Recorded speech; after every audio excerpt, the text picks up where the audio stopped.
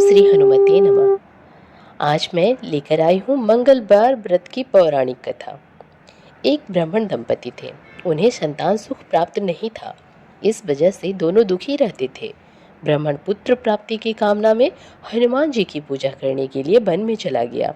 वहाँ भक्ति भाव से हनुमान जी की पूजा करने लगा। घर पर उसकी पत्नी भी पुत्र की प्राप्ति के लिए मंगलवार का व्रत करती थी। व्रत के अंत में भोजन बनाकर हनुमान जी को भोग लगाने के बाद ही खुद भोजन करती थी। एक बार किसी कारण से वह भोजन बनाकर हनुमान जी को भोग नहीं लगा पाई। उसने अपने मन में प्रण किया कि अब अगले मंगलवार को हनुमान जी को भोग लगाने के बाद ही भोजन करूंगी। 6 दिन तक भूखे रहने के कारण मंगलवार के दिन वह बेहोश हो गई। हनुमान जी उसकी भक्ति, लगन और निष्ठा देखकर प्रसन्न हो गए। उन्होंने प्रकट होकर दर्शन दिए और कहा, मैं तुमसे बहुत प्रसन्न हूँ। तुम्हें एक सुंदर बालक देता हूँ जो तुम्हारी बहुत सेवा करेगा। हनुमान जी ने बाल रूप में दर्शन दिए और अंतर ध्यान हो गए। सुंदर बालक को पाकर ब्रह्मणी बहुत प्रसन्न हुई। बालक का नाम उसने मंगल रखा। कुछ समय बाद जब ब्राह्मण वन में वापस आया तो बालक देखकर पत्नी से पूछा कि यह बालक कौन है। पत्नी बोली, मंगलवार के व्रत से प्रसन्न होकर हनुमान जी ने दर्शन देकर मुझे यह बालक दिया है।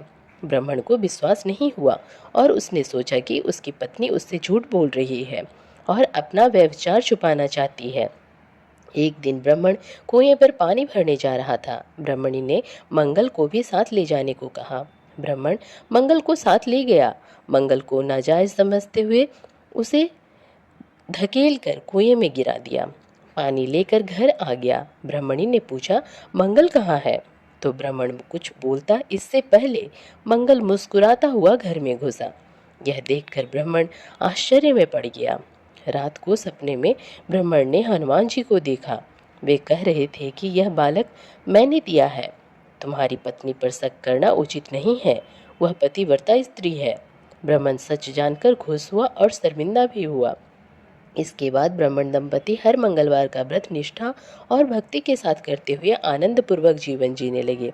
अतः जो व्यक्ति मंगलवार का व्रत रखता है और मंगलवार के व्रत की कथा पढ़ता या सुनता है तो हनुमान जी की कृपा से उसे सर्व सुख संपन्न प्राप्ति होती है। तो प्रेम से बोलिए हनुमान जी महाराज की जय। अब आइए सुनते हैं भगवान से भी बड़ा उसका नाम, राजा सुगंध की पौराणिक कथा। नारद जी बड़े लीला विहारी हैं। वे हर लीला भगवान के नाम, महिमा, गुण और शरणागति की महिमा को पुष्ट करने के लिए ही प्रकट करते हैं। वे स्वयं भगवान का साक्षात स्वरूप है। एक बार की बात है, सुगंध नामक एक राजा था। वह बड़ा प्रतापी था। उस समय भगवान श्री राम जी चक्रवर्ती सम्राट पद पर विराजमान थे। एक सभा में बड़े बड़े ब्राह्मण ऋषि विराजमान थे। नारद जी सुगंध जी को सभा के बाहर मिल गए। नारद जी ने उनसे पूछा, अंदर प्रभु के दर्शन करने जा रहे हो? सुगंध जी ने कहा, हाँ। नारद जी बोले, वहाँ बहुत से ब्रह्मा ऋषि बैठे हैं, सबको प्रणाम भी करोगे? तो सुगंध जी ने कहा, हाँ, मर्यादा है संतों को प्रणाम करने की। तब नारद जी बोले, विश्वामित्र जी को भी प्रणाम करोगे? तो राजा सुगंध बोले, हाँ, वे तो ब्रह्मा ऋषि है। नारद जी बोले, ब्रह्मा ऋषि कहाँ है? वे तो क्षत्रिय कुल में कौशिक वंश में प्रकट हुए हैं। सुगंध बोले, हाँ, पर उन्होंने तपस्या से ब्रह्म पद प्राप्त किया है। इस पर नारद जी बोले, पर मूल में तो क्षत्रिय ही है ना। तो राजा सुगंध बोले, आप कहना क्या चाहते हैं? नारद जी बोले, उन्हें बस ऐसे ही प्रणाम कर लेना, माथा मत रखना, बाकी सब ऋषियों के आगे माथा टेक लेना। इसके बाद सुगंध जी भगवान के दरबार में गए और उन्होंने भगवान को नमन किया और सभी ऋषियों के चरणों में मस्तक रखा। पर जब विश्वामित्र जी के पास पहुंचे तो केवल हाथ जोड़कर प्रणाम किया, माथा नहीं रखा। इस बात का विश्वामित्र जी ने ध्यान तक नहीं दिया। सभा पूर्ण हुई। इसके बाद नारद जी विश्वामित्र जी के पास आकर बैठे। नारद जी ने विश्वामित्र जी से पूछा, आपने कुछ देखा? विश्वामित्र जी बोले, क्या? तो नारद जी बोले, सुगंध को। विश्वामित्र जी बोले, क्या बात हुई? मैंने तो ध्यान नहीं दिया। नारद जी बोले, सुगंध ने सबको माथा टेक कर प्रणाम किया, आपको बस ऐसे ही प्रणाम कर दिया। विश्वामित्र जी बोले, हाँ, उसने ऐसे तो किया, पर इस बात पर मेरा ध्यान नहीं गया। इसका कोई विशेष कारण है तो? नारद जी बोले, हाँ, वह कह रहे थे कि आप मूल में तो क्षत्रिय ही हैं। ब्रह्म ऋषि तो आप बाद में तपस्या से बने। यह सुनते ही विश्वामित्र जी को बहुत क्रोध आया। नारद जी ने कहा, उसे दंड तो मिलना ही चाहिए। आप जैसे ब्रह्म ऋषि के साथ ऐसा व्यवहार। नारद जी ने वहां सुगंध को विश्वामित्र जी का अपमान करना सिखाया और यहाँ उनकी शिकायत भी कर दी। इसमें उनका कुछ विशेष उद्देश्य था। विश्वामित्र जी आवेश में खड़े हुए और बोले, रघुनाथ, आपके दरबार में हमारा अपमान हुआ है। श्री राम बोले, प्रभु, आपका अपमान? विश्वामित्र जी ने कहा, सूर्य अस्त होने से पहले सुगंध का मस्तक मेरे चरणों में होना चाहिए। इस पर श्री राम जी ने कहा, प्रभु, मैं आपके सामने सत्य वचन कहता हूँ। यदि सूर्यास्त से पहले मैं उसका मस्तक आपके चरणों में न डाल दूं, तो मैं रघुवंशी नहीं। आप शांत हो जाइए। नारद जी सीधा सुगंध के राजमहल में पहुंचे। वह सुगंध जी से बोले, अब तो शाम तक तुम मारे जाओगे। भगवान श्री राम ने संकल्प कर लिया है कि तुम्हारा गला काटकर विश्वामित्र जी के चरणों में डालेंगे। राजा सुगंध जी घबरा गए। बोले, महाराज, आपने तो हमें फंसा दिया। हम तो साष्टांग प्रणाम कर लौटने ही वाले थे। आपने ही कहा था कि बस हाथ जोड़ देना। नारद जी बोले, हमें क्या पता था कि बात इतनी बिगड़ जाएगी। अब तो समस्या सच में फंस गई है। सुगंध जी रोने लगे। प्रभु, अब कैसे बचे? भगवान ने तो कह दिया है, मैं रघुवंशी नहीं। यदि सूर्यास्त से पहले उसका मस्तक आपके चरणों में ना पहुंचाऊं, और भगवान कभी मिथ्या वचन नहीं कहते, अब तो मैं मारा ही जाऊंगा। कोई उपाय? हे प्रभु, नारद जी बोले, एक ही उपाय है, हनुमान जी वही बचा सकते हैं। सुगंध बोले, पर राम जी की आज्ञा का विरोध हनुमान जी कैसे कर सकते हैं? और फिर हमारी पहुंच भी कहाँ है हनुमान जी तक? नारद जी बोले, हनुमान जी को यदि कोई राम जी के अलावा आज्ञा दे सकता है तो वह है माता अंजनी। चलो, मैं तुम्हें उनसे मिलवाता हूँ। नारद जी राजा सुगंध को अंजनी माता के पास ले गए। सुगंध जी ने साष्टांग दंडवत प्रणाम किया और रोते हुए कहा, माँ, रक्षा कीजिए। माता अंजनी बोली, बेटा बताओ तो सही, क्या समस्या है? सुगंध बोले, माँ, त्रिभुवन में अब केवल आप ही हैं जो मेरी रक्षा कर सकती हैं। एक राजा मुझे मारना चाहता है।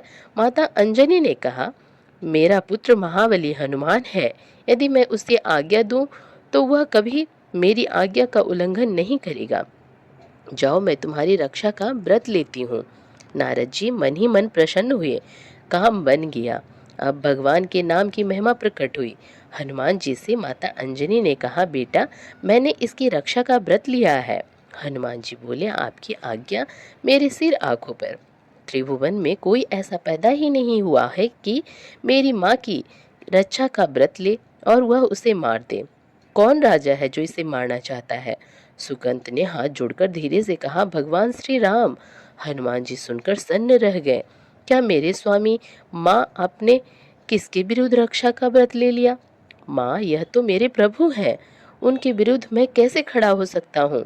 माता अंजनी बोली, बेटा, हमने तो वचन दे दिया है, अब उसे निभाना होगा। हनुमान जी बोले, चलो, एकांत में चलो। वे सुकांत को एकांत में ले गए। संध्या का समय निकट था। सूर्यास्त होने ही वाला था। हनुमान जी बोले, अब बस एक उपाय है। तुझे अपनी हर श्वास में राम नाम जपना होगा। जहाँ राम नाम रुका, वही भगवान का वाण तुझे समाप्त कर देगा। पर यदि तेरी हर श्वास में राम नाम चलता रहा तो तू बच जाएगा। तू बस सीताराम सीताराम सीताराम यही जपता रह। यह क्रम कभी टूटना नहीं चाहिए। यदि बीच में जरा भी अंतर पड़ा तो प्रभु का अमोघ बाण तुझे काट देगा। अब तू चिंता मत कर, बैठ जा और नाम जपना शुरू कर दे। सुगंध बैठ गए और जपने लगे, सीताराम सीताराम सीताराम। हनुमान जी महाराज ने करताल उठाई और वह भी प्रभु का नाम जपने लगे और उनके आसपास नृत्य करने लगे। उधर भगवान श्री राम ने अमोघ बाण का संधान किया। बाण छोड़ा और वह तीव्र वेग से चला। लेकिन जहां हनुमान जी महाराज और सुकंत नाम जप कर रहे थे, वहां पहुंचकर बाण रुक गया। उसने उन दोनों की परिक्रमा की और वापस लौट गया। भगवान श्री राम चकित रह गए। आज तक ऐसा कभी नहीं हुआ। अमोघ बाण बिना लक्ष्य को भेदे वापस कैसे आ गया? वे आश्चर्य से बोले, त्रिभुवन में ऐसा कौन है जिससे मेरा बाण टकरा कर लौट आया? उन्होंने लक्ष्मण जी से कहा, जहाँ सुगंध है वहाँ तुरंत जाओ। देखो वहाँ ऐसा क्या हो गया कि बाण ने उसका गला नहीं काटा। लक्ष्मण जी वहाँ पहुंचे और जो दृश्य देखा वह अद्भुत था। हनुमान जी की आंखों में आंसू थे। वे प्रेम में डूबे चारों ओर घूमते हुए नाम संकीर्तन कर रहे थे, सीताराम सीताराम सीताराम। सुकंद भी समाधि में लीन थे।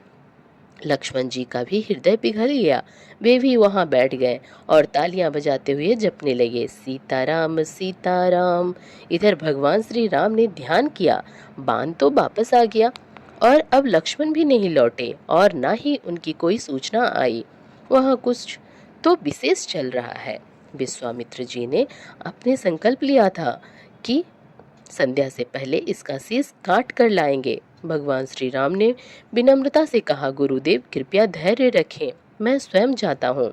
यह सुनकर विश्वामित्र जी बोले, तो मैं भी साथ चलूंगा, देखूंगा तुम क्या निर्णय लेते हो। साथ में सभी ब्रह्मा और देवर्षि नारद जी भी बिना लिए चल पड़े। भगवान श्री राम वहां पहुंचे। जो दृश्य देखा वह अद्भुत था। सुकंत प्रभु श्री राम का नाम जप कर रहे थे। हनुमान जी करतार लेकर कीर्तन कर रहे थे, सीताराम सीताराम सीताराम। उनके साथ लक्ष्मण जी भी कीर्तन में लीन थे। भगवान श्री राम की आंखों में करुणा झलक उठी।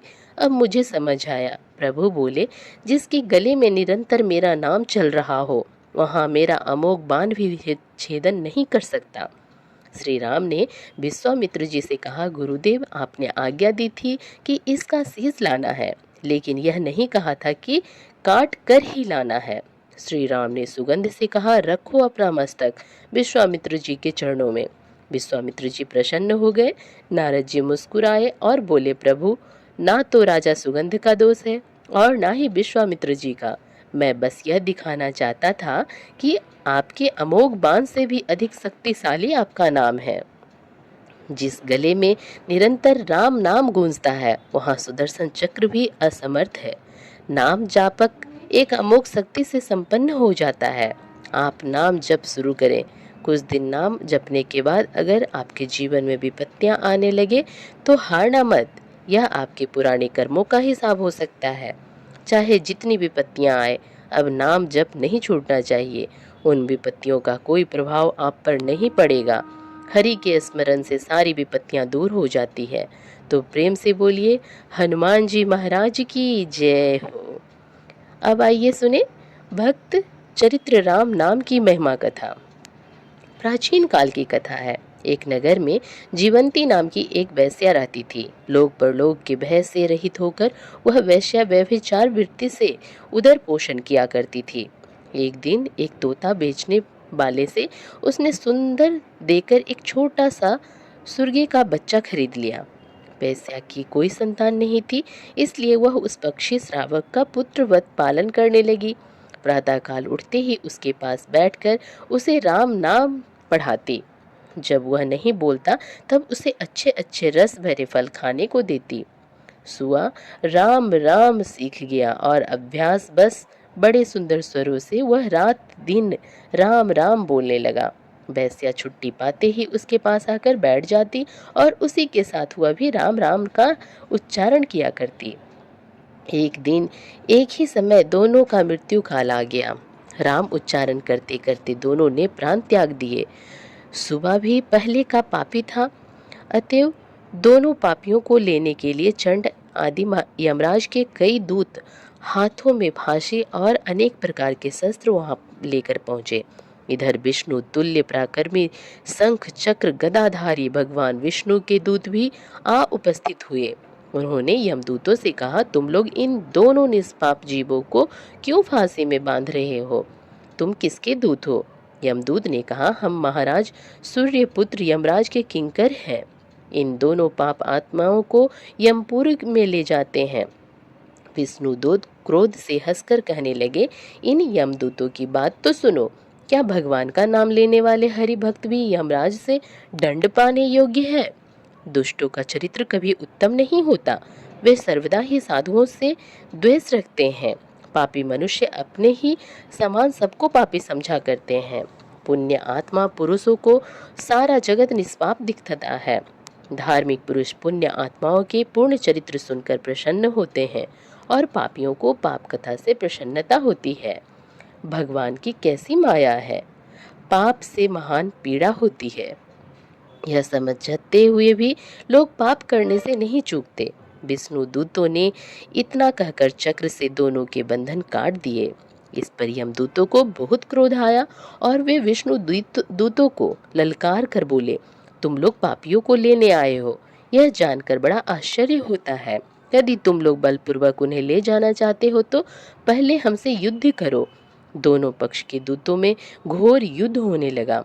अंत में विष्णु दूतों से पराजित होकर अपने मूर्छित सेनापति चंड को उठाकर हाहाकार करते हुए यमदूत यमपुरी को भाग गए।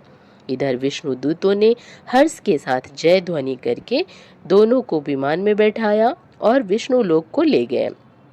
रक्तात कलेवर यमदूत यमराज के सामने जाकर रोने लगे और बोले, हे सूर्यपुत्र महाबाहु, हम आपके आज्ञाकारी सेवकों की विष्णु दूतों ने बहुत ही दुर्गत की है। आपका प्रभुत्व अब कौन मानेगा? यह पराभव हमारा नहीं परंतु आपका है। यमराज ने कहा, हे दूतों, यदि उन्होंने मरते समय राम इन 2 अक्षरों का स्मरण किया है तो वे मुझसे कभी दंडनीय नहीं है। उस राम नाम के प्रताप से भगवान नारायण उनके प्रभु हो गए। संसार में ऐसा कोई पाप नहीं है जिसका राम नाम स्मरण से नाश ना हो जाए। जो प्रतिदिन भक्ति पूर्वक मधुसूदन का नाम लेते हैं, जो गोविंद, केशव, हरे, जगदीश, विष्णु, नारायण, प्रणत, वत्सल और माधव इन नामों का भक्ति पूर्वक सतत उच्चारण करते हैं, जो सदा इस प्रकार कहते हैं, हे लक्ष्मीपति सकल पाप विनाशकारी श्री कृष्ण मधुसूदन, आप हम लोगों को अपना दास बनाएं। वे लोग मुझसे दंड पाने के योग्य नहीं हैं, जिनकी जीभ पर दामोदर, ईश्वर, अमर, वृंद, सेवा, श्री, वासुदेव, पुरुषोत्तम और यादव आदि नाम विराजमान रहते हैं। मैं उन लोगों को प्रतिदिन प्रणाम करता हूँ। जगत के एकमात्र स्वामी मुरारी का महात्म्य कीर्तन करने में जिन लोगों का अनुराग है, हे वीरों, मैं उनके अधीन हूँ। जो भक्त भगवान विष्णु की पूजा में लगे रहते हैं, जो कपट रहित हो एकादशी का व्रत करते हैं, जो विष्णु चरनाचर को मस्तक पर धारण करते हैं, जो भोग लगाने के बाद प्रसाद ग्रहण करते हैं, जो तुलसी सेवी हैं, जो अपने माता पिता के चरणों को पूजने वाले हैं, जो ब्राह्मणों की पूजा और गुरु की सेवा करते हैं, जो दीन दुखियों के हृदय को सुख पहुंचाते हैं, जो सत्यवादी, लोकप्रिय और शरणागत पालक हैं, जो दूसरों के धन को विष के समान समझते हैं, जो अन्न, जल, भूमि का दान करते हैं, जो प्राणी मात्र के हितैषी हैं, जो बेकारों को आजीविका देते हैं, जो शांतिति हैं, जो जाति के सेवक हैं, जो दम, क्रोध, मद, मत्सर से रहित हैं, जो पाप दृष्टि से बचे हुए हैं और जो जितेंद्रिय हैं, उनको मैं प्रणाम करता हूँ। मैं उनके अधीन हूँ। ऐसे लोगों को मैं कभी नरक के लिए नहीं भेजता। ऐसे लोगों की मैं कभी नरक के लिए चर्चा भी नहीं करता। भगवान व्यास ने कहा, यमदूत, इस प्रकार यमराज के द्वारा समझाए जाने पर भगवान का महात्म्य ज्ञान गए। भगवान नाम वेद से भी अधिक है। राम मंत्र सब मंत्रों से अधिक महत्व का है। राम नाम का पूरा प्रभाव भगवान महादेव जी ही जानते हैं, अन्य कोई भी देवता नहीं जानते। राम नाम के उच्चारण में कोई श्रम नहीं होता, सुनने में भी बड़ा सुंदर है, तो भी दुष्ट मनुष्य इसका स्मरण क्यों नहीं करते? जब अत्यंत दुर्लभ मुक्ति राम नाम से मिल सकती है, तब राम नाम को छोड़कर और करने योग्य काम ही कौन सा है? जब तक राम नाम का स्मरण चालू नहीं होता, तभी तक पाप रहते हैं। अत सबको श्री राम नाम का जप करना चाहिए।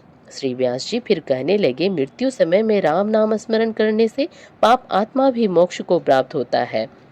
राम नाम समस्त अमंगल का नाश करने वाला, मनोरथ पूर्ण करने वाला और मोक्ष देने वाला है। इसलिए बुद्धिमानों को सदा राम नाम स्मरण करना चाहिए। जिस समय मनुष्य राम नाम स्मरण नहीं करता, वही समय व्यर्थ जाता है। यह मैं सत्य कहता हूँ। जो रचना राम नाम के रस भेद को जानती है, तत्वदर्शी मुनिगण कहते हैं कि बस वही रचना है। मैं सत्य सत्य और फिर सत्य कहता हूँ कि राम नाम स्मरण करने वाले मनुष्य कभी विषाद को प्राप्त नहीं हो सकते। तो प्रेम से बोलिए जय श्री राम, जय श्री राम, जय श्री राम।